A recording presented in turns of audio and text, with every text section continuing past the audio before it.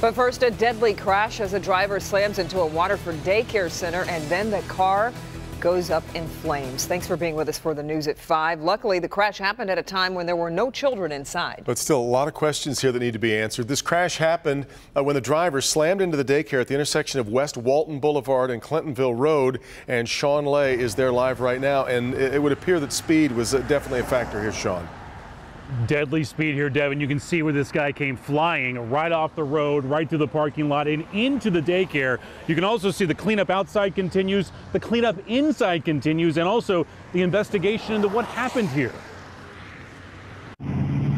Cell phone video and photos showing you what's left of the charred SUV that slammed into Leapin' Lizard's childcare at 3:30 this morning.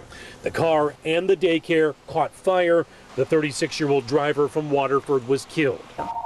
Leapin' Lizards. Inside the daycare, Julie Ownby is talking to her insurance agent. She owns the business, and it has been the most upsetting and stressful day.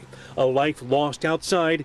Inside, it could have been worse if it happened while the place was full of kids. The impact of the crash sending glass and debris into the cribs in the baby room, a room Leapin' Lizards has protected from traffic with a guardrail outside.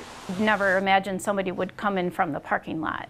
So, because he had to go across the neighbor's lawn and then the parking lot and then our front yard, essentially. Waterford police say the cause of the crash remains under investigation. They say the SUV wasn't stolen. The driver, they believe, wasn't drunk. Meantime, 45 to 50 families rely on Leapin' Lizards for childcare, and the business is the heart and soul of the owners' lives. It has a huge ripple effect, and a lot of people have been very concerned that we haven't mentioned the man who died, and we have, and I'm very sad. I'm devastated for that, but this also affects 50 other families.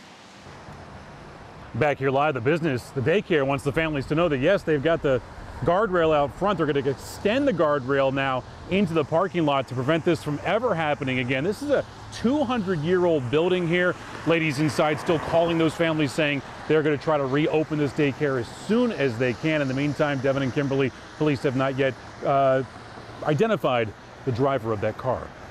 Well, Sean, what are police saying then about what caused the crash in the first place?